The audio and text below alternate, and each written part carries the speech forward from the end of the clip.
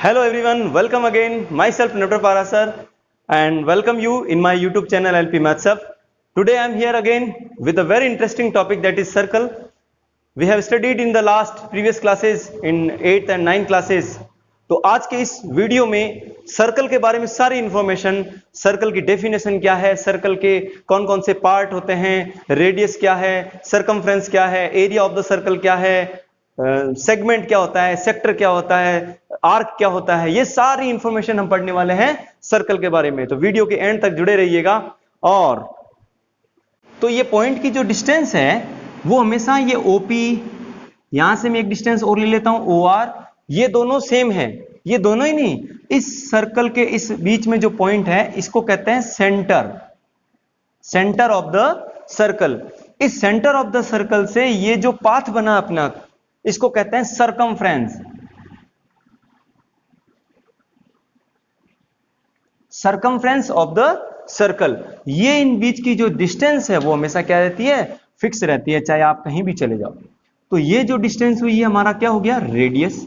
ये मैंने लिखा है यहां पे, ये हो गया रेडियस। और अगर मैं रेडियस को ट्वाइस कर दूं, यहां तक ले लूं, जिसका नाम दे दिया मैंने एस, तो ये जो है बन जाएगा इसका डायमीटर। वो क्या हो गया, diameter, twice of the radius is called diameter. तो सबसे पहले आपको डेफिनेशन क्रिएट करनी है, यानी P point P moves in the two dimensional space such that the distance of this point from a fixed point always remains constant, then the locus of the point is called circle।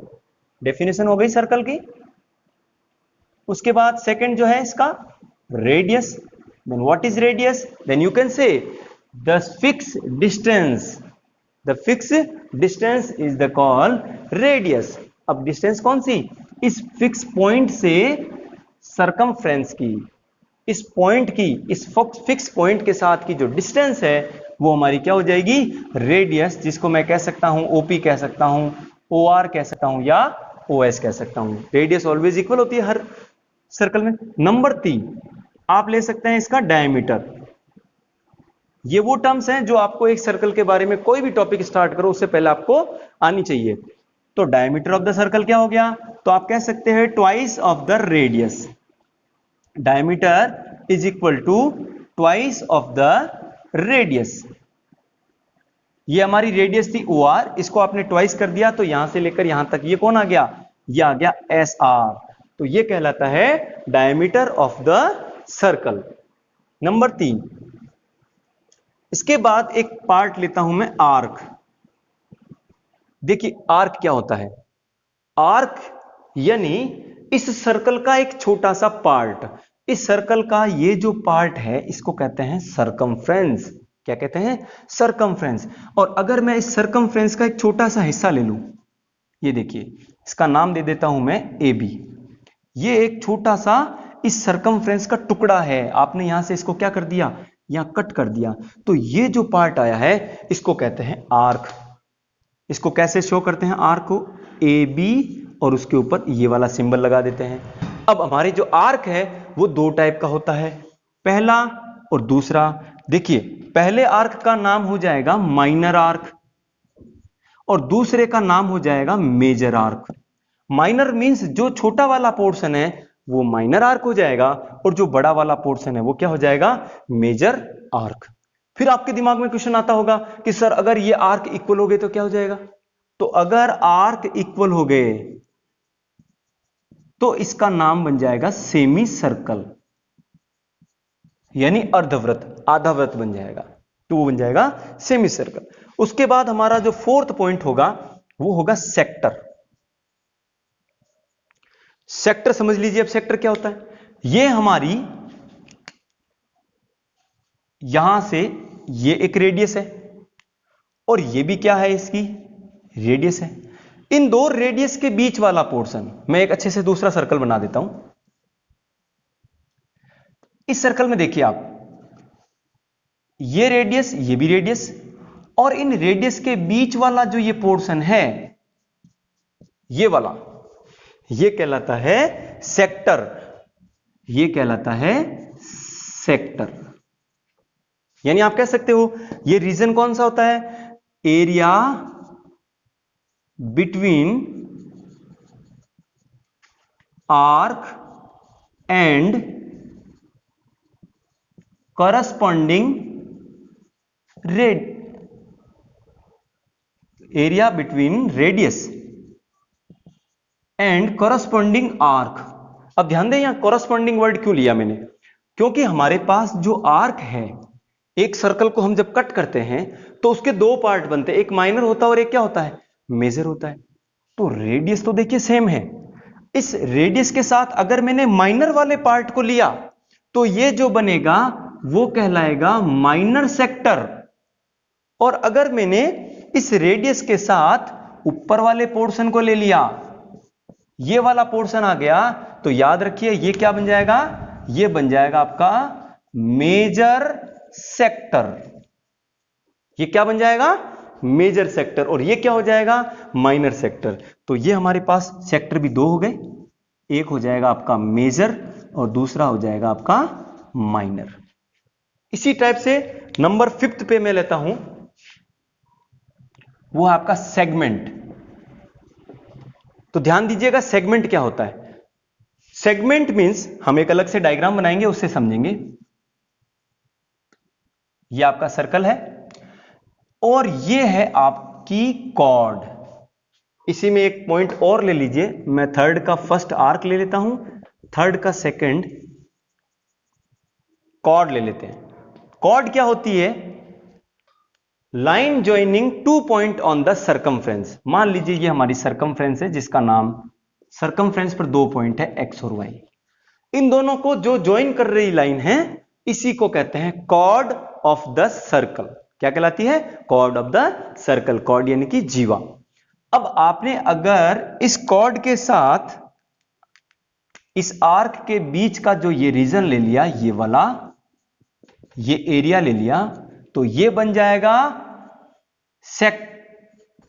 Segment. अब ध्यान दीजिए, यही cord अगर minor arc के साथ आई है तो ये हो जाएगा माइनर सेगमेंट, और यही कॉर्ड अगर मेजर आर्क के साथ हमारे को अगर ये एरिया निकालने की बात करें या रीजन की बात करें तो ये हो जाएगा मेजर सेगमेंट। तो ये पोर्शन हो जाएगा मेजर सेगमेंट का और नीचे वाला हो जाएगा माइनर सेगमेंट का। उसके बाद हम बात करेंगे, उसके बाद देखिए ये अपना सर्कल, और सर्कल के ऊपर ये मैंने एक पॉइंट लिया P, और आपको बात करें कि एक ऐसी आपको लाइन ड्रॉ करनी है जो सर्कल को केवल एक पॉइंट पे टच करे, तो आपने इस प्रकार से कुछ लाइन खींची। तो ये जो लाइन है ये कहलाती है tangent, tangent of the circle, या हिंदी में इसको कहते हैं स्पर्श रेखा। हिंदी में कहते हैं स्पर्श रेखा। यानी ये जो टेंजेंट या स्पर्श रेखा होती है वो क्या होती है, वो इस सर्कल को केवल एक पॉइंट पे टच करती है, और ये जो पॉइंट है ये कहलाता है टेंजेंट पॉइंट। टेंजेंट पॉइंट, ये हो गया आपका टेंजेंट पॉइंट। ये कौन सा पॉइंट होता है, वहां वो पॉइंट जहां पर आपकी टेंजेंट और सर्कल दोनों एक दूसरे को टच करे। ये हो गया टेंजेंट पॉइंट, ये हो गई टेंजेंट लाइन। अब आपके मन में पॉइंट क्वेश्चन आता होगा कि हम एक सर्कल पर कितनी सारी टेंजेंट ड्रॉ कर सकते हैं। तो देखिए भाई, ये हमारा सर्कल है, बताओ कितनी खींच सकते हो आप। Infinity tangent line can be drawn. मैं यहां पे 3 पॉइंट बना देता हूं। Number 1, infinity tangent lines can be drawn on the circle. एक सर्कल पर हम इंफिनिटी टेंजेंट लाइन ड्रॉ कर सकते हैं।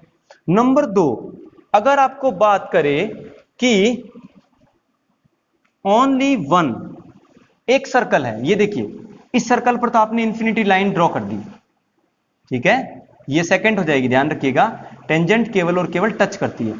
मैं अगर एक ऐसा सर्कल लूं और फिक्स पॉइंट कह देता हूं इस पॉइंट P पर कितनी खींच सकते हैं बताइए। ये अपना पॉइंट P है, क्या इस पे और कोई टेंजेंट खींची जा सकती है? नहीं खींच सकते। हमने अगर यहां से खींची तो वो इस सर्कल के अंदर से निकल जाएगी।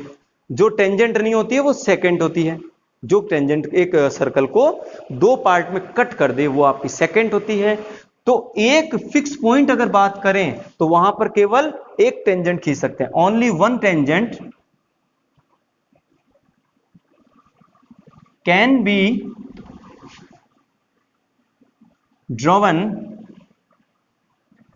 On a point on the circle. एक सर्कल के ऊपर आपने अगर एक पॉइंट ले लिया तो वहां पर सिर्फ एक टेंजेंट खींची जा सकती है। और थर्ड पॉइंट, अगर आपके पास कोई सर्कल है और आपसे बोले एक पॉइंट P हमारा बाहर है, बताइए इस पे कितने टेंजेंट खींच सकते हैं?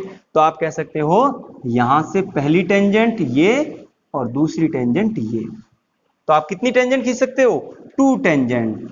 तो 2 tangents can be drawn from external point on the of the circle।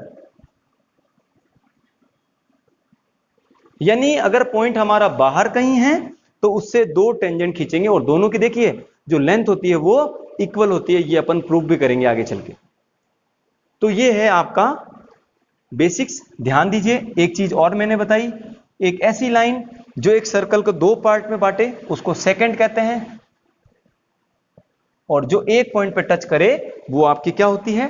Tangent होती है। आप स्क्रीनशॉट ले ले और इससे रिलेटेड क्वेश्चंस ही अपने अगली एक्सरसाइज 10.1 में आने वाले हैं। Let's start the exercise 10.1। Exercise 10.1 question number first is how many tangents can a circle have. अपन ने थोड़ी देर पहले ही क्लियर किया था कि एक सर्कल के ऊपर आप कितनी टेंजेंट ड्रॉ कर सकते हैं, बता दीजिए। वो हो जाएगी आपकी इंफिनिटी। तो infinity tangents can be drawn on a circle. अगर मैं एक सर्कल के ऊपर बात कर रहा हूं तो वो इंफिनिटी हो जाएगी। क्वेश्चन नंबर सेकंड का फर्स्ट पार्ट जो देखिए, tangent to a circle intersect the circle at point. आप बता दीजिए कि ये जो एक टेंजेंट है इस सर्कल को कितने पॉइंट पे वो टच करती है? ओनली 1। तो इसका आंसर हो जाएगा ओनली 1 पॉइंट, और वो पॉइंट क्या कहलाएगा? Tangent point. सेकंड देखिए, a line intersecting a circle in 2 points. एक सर्कल को अगर वो 2 पार्ट में बांटती है, कट करती है, तो वो लाइन क्या कहलाएगी? वो कहलाएगी सेकंड। क्या कहलाएगी? सेकंड कहलाएगी। थर्ड देखिए, a circle can have how many parallel tangents. अब देखिए ये हमारे पास एक सर्कल है, इस सर्कल पे एक पॉइंट पे मैंने एक टेंजेंट ड्रॉ कर दी, ये वाली इस जगह पे। अब बताइए इस टेंजेंट के मुझे पैरेलल एक और टेंजेंट चाहिए, तो वो कहां पे ड्रॉ हो सकती है? तो याद रखिएगा इस पॉइंट से इस पॉइंट के बीच की जो डिस्टेंस है वो क्या कहलाती है? डायमीटर। तो डायमीटर के एंड्स पे जो डायमीटर के पहले एंड पर ये वाली टेंजेंट है और इस वाले पे ये वाली खींच दीजिए, तो ये दोनों आपस में क्या हो जाएगी? Parallel tangent. ये सिंबल मैंने किसका लिया है? पैरेलल का।